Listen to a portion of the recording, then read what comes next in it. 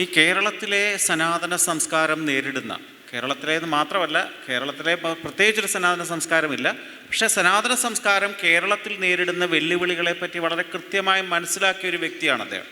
പക്ഷേ ഇതിൻ്റെ ഒരു റിവേഴ്സ് എഫക്റ്റ് ചില യൂറോപ്യൻ രാജ്യങ്ങളിൽ സംഭവിക്കുന്നില്ലേ? സ്വീകാര്യത വളരെ കൂടി വരുന്നു സനാതനധർമ്മത്തിനും ആ ജീവിത രീതികൾക്കുമൊക്കെ തന്നെ. യൂറോപ്പിലെ പല രാജ്യങ്ങളിലും ഇന്ന് അക്സെപ്റ്റൻസ് കൂടുന്ന ഒരു കാഴ്ചയും കാണാൻ സാധിക്കുന്നുണ്ട്. എന്തുകൊണ്ടാണ് ഇവിടെ വെല്ലുവിളിയും അവിടെ സ്വീകാര്യതയും ഉണ്ടാകുന്നത്? താങ്കൾ അതിനെപ്പറ്റി ചിന്തിക്കുകയോ പഠിക്കുകയോ ചെയ്തിട്ടുണ്ടാകുമെന്നാണ് ഞാൻ കരുതുന്നത്. ഇതേക്കുറിച്ച് 2-3 പുസ്തകങ്ങളും ബാക്കി ആർട്ടിക്കിൾസും വന്നിട്ടുള്ളതാണ്. കേരളത്തിലെ അത് എങ്ങനെയാണ് പറയേണ്ടതെന്ന് അറിയില്ല. കേരളത്തിന് എന്തോ ഒരു മാനസിക പ്രശ്നമുണ്ടെന്ന് എനിക്ക് തോന്നുന്നു. ശ്രീനാരായണ ഗുരുദേവൻ ഏറ്റവും പുതിയ എക്സാമ്പിൾ. ശ്രീനാരായണ ഗുരുദേവൻ ഹിന്ദു സന്യാസി അല്ല എന്നാണ് നമ്മുടെ മുഖ്യമന്ത്രി പിണറായി വിജയനും CPM സംസ്ഥാന സെക്രട്ടറി MV ഗോവിന്ദൻ മാഷും അടുത്തിടയ്ക്ക് പറഞ്ഞത്. ഞാൻ പറയണത്, അദ്ദേഹത്തെ ഞാൻ വെല്ലുവിളിച്ചു പൊതുവേദിയിൽ. ശ്രീനാരായണ ഗുരുദേവൻ 48 ക്ഷേത്രങ്ങളിൽ പ്രതിഷ്ഠ നടത്തിയിട്ടുണ്ട്. ഈ 48 ക്ഷേത്രങ്ങളിലും പ്രതിഷ്ഠ നടത്തിയത് ശിവൻ, സുബ്രഹ്മണ്യൻ, ഗണപതി തുടങ്ങിയവയാണ്. പിന്നെ അദ്ദേഹം പ്രതിഷ്ഠ നടത്തിയത് കണ്ണാടിയല്ല, ഓംകാരമാണ്, പ്രണവമാണ് പ്രതിഷ്ഠിച്ചത്. അദ്ദേഹം എഴുതിയ പുസ്തകങ്ങൾ നോക്ക്. അദ്ദേഹം എഴുതിയ പുസ്തകം നാഗദൈവങ്ങൾ മുതൽ സുബ്രഹ്മണ്യ കീർത്തനങ്ങളും ശിവാഷ്ടകവും അടക്കമുള്ള കൃതികളാണ് എഴുതിയത്. ഈ ഗുരുദേവൻ ഹിന്ദു അല്ല എന്ന് പറയുകയും പ്രചരിപ്പിക്കുകയും അത് ചെയ്യുകയും ചെയ്യുന്നു ഇവിടെ. പിന്നെ ഹിന്ദുത്വത്തിൽ ഒന്നുമില്ല, ഹിന്ദുത്വം ഫോഷ്കാണ്, ഹിന്ദുത്വം വേസ്റ്റാണ്. ഇപ്പോൾ ഡോക്ടർ ശശികുമാറോടുള്ളപ്പോൾ ഞാനിനി അതിനെക്കുറിച്ച് കൂടുതൽ പറയുന്നത് ശരിയല്ല. ലോകം കണ്ടിട്ടുള്ള എല്ലാ ശാസ്ത്ര കണ്ടുപിടുത്തങ്ങളുടെയും ബേസ് ഭാരതത്തിൽ നിന്നാണ്.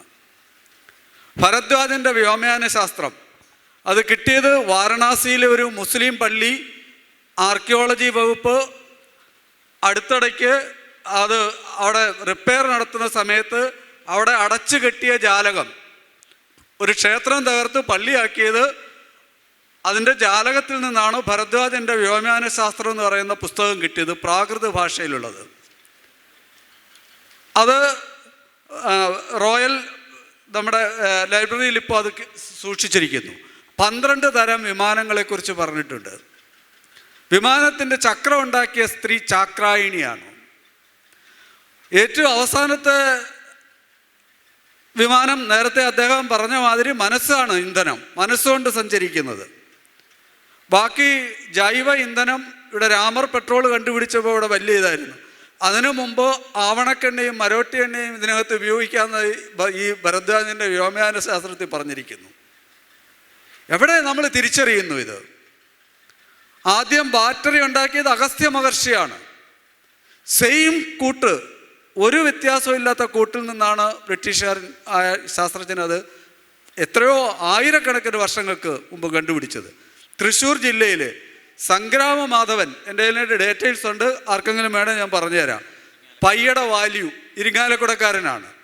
എത്ര പേർക്കറിയാം? അപ്പം ഇങ്ങനെ ഈ സംഭവങ്ങളെയെല്ലാം തെറ്റിക്കുകയും തേജോവധം ചെയ്യുകയും ഒന്നുമില്ല എന്ന് പറയുകയും ചെയ്യുന്ന ഒരു വിഭാഗം ഇവിടെ ഉണ്ടായിരുന്നു. അപ്പോൾ അത് ഞാനിത് ഡേറ്റ വെച്ച് മാത്രം ഞാൻ സംസാരിക്കാൻ ആഗ്രഹിക്കുന്നു. ബ്രിട്ടീഷുകാരും മെക്കാളെ വരുന്നതിന് മുമ്പ് വന്ന മാക്സ് മുള്ളറുടെ ആഗ്രഹം ഇത് തന്നെയായിരുന്നു. മാക്സ് മുള്ളർ അദ്ദേഹത്തിൻ്റെ ഭാര്യയ്ക്കും അച്ഛനും എഴുതിയ കത്തുകൾ അടുത്തിടയ്ക്ക് പ്രസിദ്ധീകരിച്ചിട്ടുണ്ട്. ഇവിടെ ഈ ഭാരതത്തിലുള്ള ഋഗ്വേദം അദ്ദേഹം പരിഭാഷ ചെയ്യുന്ന സമയത്തും ഇതിനേക്കാൾ വലുതാണ് നമ്മുടെ പുസ്തകം എന്ന് ഞാൻ ലോകത്തെ പഠിപ്പിക്കുമെന്നാണ് അദ്ദേഹം ഭാര്യയ്ക്കും അച്ഛനും എഴുതിയ കത്തിൽ പറഞ്ഞത്. അതിനുശേഷം മാക്സ് മുള്ളർ അവസാനം മരിക്കാറാവുമ്പോഴത്തേക്ക് ഒരു പുല്ലായിട്ടെങ്കിലും ഇനിയൊരു ജന്മമുണ്ടെങ്കിൽ ഈ ഭാരതത്തിൽ ജനിക്കണമേ എന്ന പ്രാർത്ഥനയോടെയാണ് അദ്ദേഹം ജീവിതം അവസാനം എത്തി നിൽക്കുന്നത്. പക്ഷേ ഈ ഭാരതത്തെ തകർക്കണമെങ്കിൽ ഭാരതത്തിൻ്റെ ആധ്യാത്മികതയും ആധ്യാത്മിക പാരമ്പര്യവും ഇല്ലാതായേ കഴിയൂ എന്ന് ബ്രിട്ടീഷുകാർ കണ്ടതുകൊണ്ടാണ് ഭാരതത്തിൻ്റെ യൂണിറ്റി തകർക്കാൻ വേണ്ടിയുള്ള ശ്രമം ഉണ്ടായത്. മരിയാവർത്തിൻ്റെ താങ്ക് യു ഇന്ത്യ എന്ന് പറയുന്ന പുസ്തകം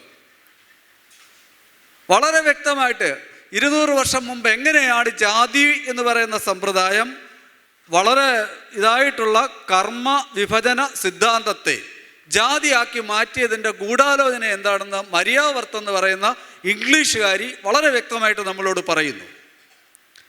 അതിൻ്റെ അടിസ്ഥാനത്തിലാണ് മെക്കാളയുടെ ബാക്കി പ്രയോഗങ്ങൾ വരുന്നത്. എന്നിട്ടും നമ്മൾ എങ്ങനെ അതിജീവിച്ചു? അത് താരാസിംഹൻ എഴുതിയ ഇന്ത്യ ചരിത്രം നോക്കണം.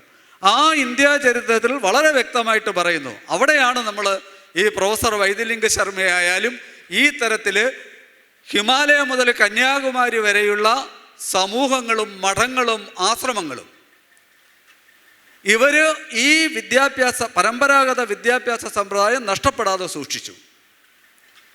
അതുകൊണ്ടാണ് നമ്മൾ സർവൈവ് ചെയ്തതും ഇന്നും നമ്മളെ തകർക്കാൻ കഴിയാത്തതും. ഇപ്പോഴത്തെ പ്രശ്നം എന്താണ്? 2 സെമറ്റിക് മതങ്ങൾ. ഒന്ന്, എന്നിൽ വിശ്വസിക്കാത്തവൻ പാപിയാകുന്നു എന്ന് ലോകം മുഴുവൻ മതിൽ എഴുതുകയും പ്രചരിപ്പിക്കുകയും ചെയ്യുന്നു. അവർ വളരെ സമാധാനപരമായിട്ടാണ് ഇൻവേഷൻ നടത്തുന്നത്. മറ്റവർ അവിശ്വാസികൾ മുഴുവൻ കാഫിറുകളാണ്, എവിടെ കണ്ടാലും തട്ടണമെന്നാണ് അവരുടെ ഗ്രന്ഥം പറയുന്നത്. ഇവർ രണ്ടുപേരും തമ്മിലുള്ള യുദ്ധമാണ് ഇപ്പോൾ ഏഷ്യയിലും ഭാരതത്തിലും നടന്നുകൊണ്ടിരിക്കുന്നത്. ഭാരതത്തെ 2047 ഇസ്ലാമികവൽക്കരിക്കുക എന്നുള്ള ലക്ഷ്യത്തോടെ ഇസ്ലാമിക തീവ്രവാദ സമൂഹം കോടിക്കണക്കിന് രൂപയുടെ കള്ളപ്പണവുമായിട്ട് ഒരു ഭാഗത്തൂടെ പ്രവർത്തനം നടത്തുന്നു. മറുഭാഗത്ത് ഭാരതത്തെ സുവിശേഷവൽക്കരിക്കുക എന്ന് പറഞ്ഞിട്ട് വേറൊരു ഭാഗത്തൂടെ ശ്രമം നടത്തുന്നു. ആ സമയത്ത് നമ്മളെന്താ ചെയ്യുന്നത്? ഇപ്പം ഇവിടെയാണ് പ്രശ്നം. നമ്മുടെ സംസ്കാരവും പാരമ്പര്യവും നമ്മുടെ ഗ്രന്ഥങ്ങളും ലോകം മുഴുവൻ ആദരിക്കുമ്പോൾ നമ്മളതിനെ കാണുന്നില്ല. ഇപ്പോൾ സ്റ്റാൻഫോർഡ് ഇൻസ്റ്റിറ്റ്യൂട്ട് ഓഫ് മാനേജ്മെൻ്റ് ആയാലും ലോകത്തെ മാനേജ്മെൻറ്റ് ഇൻസ്റ്റിറ്റ്യൂട്ടുകൾ മുഴുവൻ വേദിക് മാനേജ്മെൻറ്റിനെ കുറിച്ചും വേദിക് വിഷനെക്കുറിച്ചും വേദിക് വാർഫെയറിനെ കുറിച്ചും അടക്കമുള്ള കാര്യങ്ങളിൽ ഗവേഷണം നടത്തുന്നു. ഏറ്റവും കൂടുതൽ അലിസിന എന്ന് പറയുന്ന സ്വിറ്റ്സർലൻഡുകാരൻ, അൻവർ ഷേഖ് എന്ന് പറയുന്ന ആൾ, അവരുടെ പിന്നാലെ കേരളത്തിലെ ആരിഫ് ഹുസൈൻ തെരുവത്ത് അടക്കമുള്ള 100 കണക്കിന് ആളുകൾ എക്സ് മുസ്ലിം എന്ന് പറയുന്ന സമ്പ്രദായവുമായിട്ട് ഇതിനകത്തെ അനാർക്കിസം പൂർണ്ണമായിട്ട് തുറന്നു കാണിച്ച് പുറത്തു വരുന്നു. ഏറ്റവും കൂടുതൽ പെൺകുട്ടികൾ ലവ് ജിഹാദിന് ഇരയാകുന്ന സംസ്ഥാനം എഡ്യൂക്കേറ്റഡ് ആയിട്ടുള്ള കേരളത്തിൽ നിന്നാണ്. വൈ? എറണാകുളം മഹാരാജാസ് കോളേജിലെ വിദ്യാർത്ഥിനി, പോസ്റ്റ് ഗ്രാജുവേഷൻ വിദ്യാർത്ഥിയായിരുന്ന അനുജയുടെ മരണം. അനുജ BA റാങ്ക് ഹോൾഡറായിരുന്നു. സിവിൽ സർവീസിൻ്റെ പ്രിലിമിനറി കിട്ടി ഫൈനൽ ഇയറിന് പഠിച്ചുകൊണ്ടിരിക്കുന്ന സമയത്ത്, MA ഫൈനൽ ഇയറിന് പഠിക്കുമ്പോൾ സിവിൽ സർവീസ് പ്രിലിമിനറി കിട്ടിയ കുട്ടിയാണ്. 35 വയസ്സുള്ള ഒരു ഓട്ടോറിക്ഷക്കാരൻ്റെ 3ാം ഘട്ടമായിട്ടാണ് പാലാരിവട്ടത്തെ ഒരു വീട്ടിൽ ആ കുട്ടി തൂങ്ങി നിന്നു, തല മൊട്ടയടിച്ചിട്ട്. എന്തുകൊണ്ട് നമ്മുടെ പെൺകുട്ടികൾ ഇതിനെക്കുറിച്ച് മനസ്സിലാക്കുന്നില്ല? ഈ യാഥാർത്ഥ്യം നമ്മൾ അറിയണ്ടേ? അപ്പോൾ ഈ അവസ്ഥ ഒരു ഭാഗത്തൂടെ, മറുഭാഗത്ത് ഞാൻ തുറന്നു പറയാണ്, എനിക്കൊരു മടിയില്ല. ഈ ഹലാൽ ഇക്കോണമി എന്ന് പറയുന്ന സമ്പ്രദായം ഇന്ന് കേരളത്തിലെ ഏറ്റവും വലിയ പ്രശ്നം ഹലാലാണ്. ഹലാൽ വ്യാപാര സ്ഥാപനങ്ങൾ എന്ന് പറയുന്ന പേരിൽ നേരത്തെ ഇറച്ചിക്കടയിൽ മാത്രം ഉണ്ടായിരുന്ന ഹലാല് ഇപ്പം എല്ലാ വ്യാപാര സ്ഥാപനങ്ങളിലേക്കും വന്നു. ഹലാലിൻ്റെ സൈറ്റിൽ കയറി നോക്കുക, എന്താണ് അവരുടെ കണ്ടീഷൻ? ഒരു സ്ഥാപനം ഹലാലാവണമെങ്കിൽ 1/3 ജീവനക്കാർ മുസ്ലിം ആയിരിക്കണം. മുസ്ലിമിൻ്റെ ആണെങ്കിൽ ആ തരത്തിലുള്ള സ്ഥാപനത്തിൻ്റെ 1/3 വരുമാനം ഇസ്ലാമിക പ്രവർത്തനത്തിന് വേണ്ടി കൊടുക്കും. ഹലാൽ ബോർഡ് എന്തിനൊക്കെയാണ് പൈസ സ്പെൻഡ് ചെയ്തതെന്നുള്ളത് നിങ്ങൾ ഹലാലിൻ്റെ സൈറ്റിൽ കയറി നോക്കുക. ഇന്ത്യയിൽ നടന്ന എല്ലാ തീവ്രവാദി ആക്രമണങ്ങളിലെയും പ്രതികളെ രക്ഷിക്കാനുള്ള കേസ്, പൂനെയിലെ ബേക്കറി സ്ഫോടന കേസായാലും ചിന്നസ്വാമി സ്റ്റേഡിയത്തിൻ്റെ സ്ഫോടന കേസിലായാലും കേരളത്തിലെ ഭീകരാക്രമണ കേസുകളിലും പൈസ അവർക്ക് നിയമപരമായിട്ട് മാത്രമല്ല അവരുടെ കുടുംബത്തെ രക്ഷിക്കാനും പൈസ കൊടുക്കുന്നത് ഹലാലിൽ നിന്നാണ്. അതോടൊപ്പം ജനൻ TV-യിലെ ചർച്ചയിൽ ഞാൻ തൃശ്ശൂരിൽ നിന്ന് ഒരാളെ കൊണ്ടുവന്നു. അദ്ദേഹത്തിൻ്റെ പണിയെന്ന് പറയുന്നത് ഈ ഭക്ഷണം ഹലാലാക്കുക. എങ്ങനെയാണ് ഭക്ഷണം ഹലാലാക്കുന്നത്? നിങ്ങൾ ജനജീവിയുടെ ചർച്ച വെബ്സൈറ്റ് കിടപ്പുണ്ട്, എടുത്ത് നോക്കിയാൽ അറിയാം. തുപ്പിയിട്ടാണ് ഭക്ഷണം ഹലാലാക്കുന്നത്. ഈ തുപ്പിയ ഭക്ഷണം നമ്മൾ കഴിക്കണം. ഇത് കേരളം അഭിമുഖീകരിക്കുന്ന പ്രശ്നമാണ്. പാറശാല മുതൽ കാസർഗോഡ് വരെ ഈ ചർച്ചയുടെ വീഡിയോ ഒരു ഉസ്താദ് തുപ്പിക്കൊടുക്കുന്നത് വാങ്ങിയിട്ട് അവിടെ വെച്ച് തന്നെ കഴിക്കുന്നതിൻ്റെ വിഷ്വൽ നമ്മൾ പ്ലേ ചെയ്തു.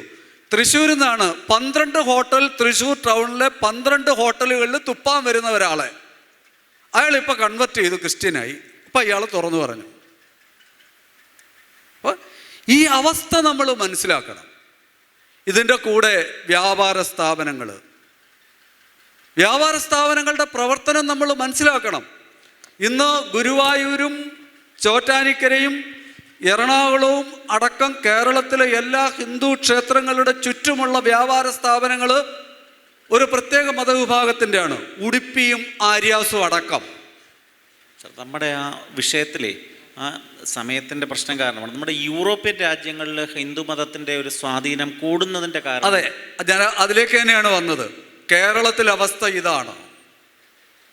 അതേസമയം യൂറോപ്പിലും അമേരിക്കയിലും ഏറ്റവും കൂടുതൽ ആൾക്കാർ ഈ പറഞ്ഞ 2 സെമറ്റിക് മതങ്ങളും വിട്ട് ഹിന്ദുവിസത്തിലേക്ക് വരുന്നു. അമേരിക്കയിലെ കാരണം നേരത്തെ പറഞ്ഞ മാതിരി തന്നെ ഈ മരണഭയം ഇല്ലാതാകാനും ഈ സനാതന ധർമ്മത്തിൻ്റെ ശാസ്ത്രീയത ബോധ്യപ്പെട്ടിട്ടുമാണ് വരുന്നത്. യൂറോപ്പിലെ സമൂഹങ്ങളിൽ പള്ളി ഉപേക്ഷിക്കുകയാണ്. 100 കണക്കിന് പള്ളികൾ, 1ഉം 2ഉം അല്ല, 100 കണക്കിന് പള്ളികൾ. ഇപ്പോൾ നിങ്ങൾക്ക് സൈറ്റിൽ കിട്ടും ഇത്. 2 വിഭാഗക്കാരാണ് ഏറ്റവും കൂടുതൽ യൂസ് ചെയ്യുന്നത്. 1 ബാർ ഹോട്ടൽ നടത്താൻ, 2 ഹിന്ദു ക്ഷേത്രങ്ങൾ നടത്താൻ. ഹിന്ദു ക്ഷേത്രങ്ങൾ എന്ന നിലയിൽ ഏറ്റവും കൂടുതൽ ഇത്തരം പള്ളികൾ, സ്റ്റാൻഡേർഡ് പള്ളികളെ ഏറ്റവും കൂടുതൽ ഉപയോഗിക്കുന്നത് ഇസ്കോണാണ്. അപ്പോൾ ആയിരക്കണക്കിന് ആൾക്കാർ ലോകം മുഴുവൻ ഈ നമ്മുടെ ഇതിനെക്കുറിച്ചൊന്നും അറിയാത്ത ആൾക്കാർ ഹരേ രാമ ഹരേ കൃഷ്ണ പാടി ആഫ്രിക്കയിലും യൂറോപ്പിലും പരിവർത്തനം ചെയ്തുകൊണ്ടിരിക്കുമ്പോഴാണ് ഇവിടെ ഈ മതപരിവർത്തനം അനവരതം നടക്കുന്നത്. ഇതിനെതിരെ പോരാടാൻ, ഇതിനെ ചെറുക്കാനും തോൽപ്പിക്കാനും ഇനിയും നമ്മൾ വീട്ടിൽ അടയിരുന്നാൽ നടക്കില്ല. നമ്മൾ പുറത്തേക്കിറങ്ങണം.